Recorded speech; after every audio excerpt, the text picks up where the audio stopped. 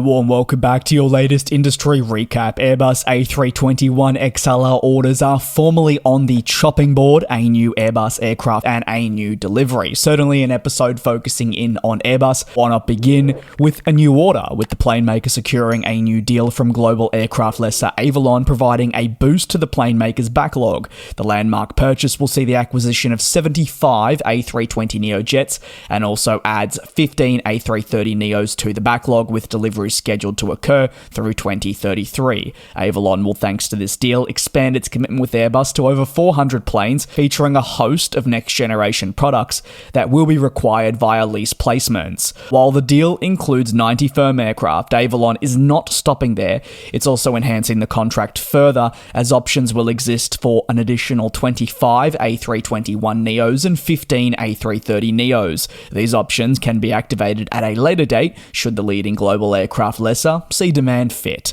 Options are typically involved in deals such as these, as they are often activated as well.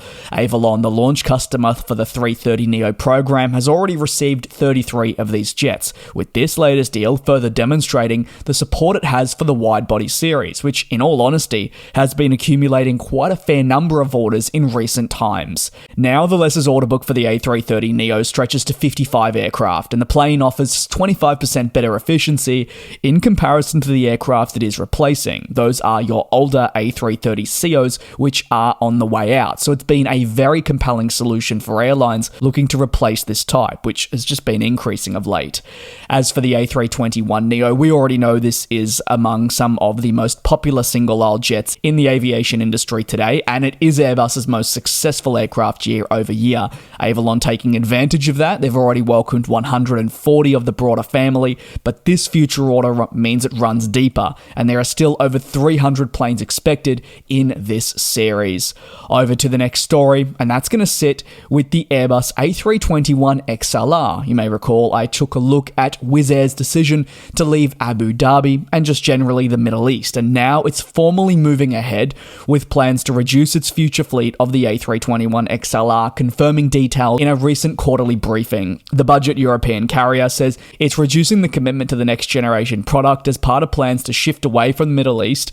Previously, they had expected to take on 47 of the new extra long-range jet, with the commitment potentially increasing depending on how market conditions were to evolve. Only a matter of months ago, the airline welcomed that very new aircraft type, really hailing the jet as a game changer for the future of the operations. Now, with the airline choosing to close its base in the Middle East and shift its long-term strategy away from this market and obviously extra long flights, it means the requirement for these XLRs simply is just not the same. Instead, Wizz Air believes it'll have just 10 to 15 of the A321XLRs in its fleet moving forward, and instead looks towards adding more of the base model A321neo to serve its network. The deployment of the XLR to markets in the Middle East was expected to be the primary role of this aircraft within the airline's operation, and it's why it was favoured over other available models. However, when Wizz Air confirmed its exit from the Middle Eastern markets only a matter of weeks ago, the apparent need to actually retain these jets diminished quite considerably. But why did it depart the Middle East? That's a really important question. Wizz Air has not spent years developing the Middle Eastern network, so some may perceive the decision to close this as maybe a knee-jerk reaction, but the carrier would actually argue it's been quite the opposite. See, there are several reasons why it's come to this decision, and if I was going to generalize it, I'd probably do so saying it's the right place, wrong time. The budget carrier confirmed that with geopolitical tensions in neighbouring regions affecting people's desire to fly to the markets in this part of the world, it altered flight paths and impacted the bottom line, so demand just wasn't quite there. And on top of that, for all the benefits that the A321neo family brings, it has been broadly affected by the Pratt & Whitney GTF engine crisis, which has resulted in planes being grounded, and Wizz Air has been certainly one of the more vocal companies discussing the impact that it has faced because of this. Many aircraft parked at any given point. On top of that, you've got new planes being delayed, and this just has a negative impact on the ability to serve demand and also their generalized financial performance. When you are a low-cost budget carrier, these elements are very important. That's not to say for a premium airline, they're not going to focus on their finances, but you typically do see with low-cost carriers, their networks shuffling at a moment's notice, reacting to trends and such. That doesn't mean they won't ever return to the Middle East, but for now, it's out of the equation. Over to the final story, where Etihad Airways has taken delivery of a new aircraft, the A321 ALAR. A ceremony was held at Airbus's site, marking the airline's delivery of the next generation aircraft designed to enhance capacity and range in its single-aisle operations.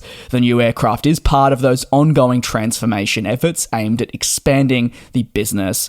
For Etihad Airways, the A321 ALAR has always been about one thing, bringing what it claims as its signature wide-body experience actually to more of your short to medium haul routes, and more importantly, on single-aisle jets. So therefore, by taking delivery of the ALAR, the Abu Dhabi-based carrier has done everything in its power to add a sense of luxury through premium cabin fittings, truly bringing that wide-body experience to a plane on a much smaller scale. Taking delivery of the ALAR marks the first of 30 that'll be delivered in the upcoming years to elevate the business. Obviously, there are people with very strong opinions on flying some of your longer distances on a single-aisle plane. For airlines, they see great performance metrics. For maybe us aviation enthusiasts, the opinion may be stronger on whether you'll opt to fly on an ALAR or you'd rather go on a wide-body if the option was available. I'd love to hear your take on that down below in the comments. Thanks very much for your support here on the channel. Take care, do be safe, and I'll see you tomorrow for your next industry recap. And we'll fly.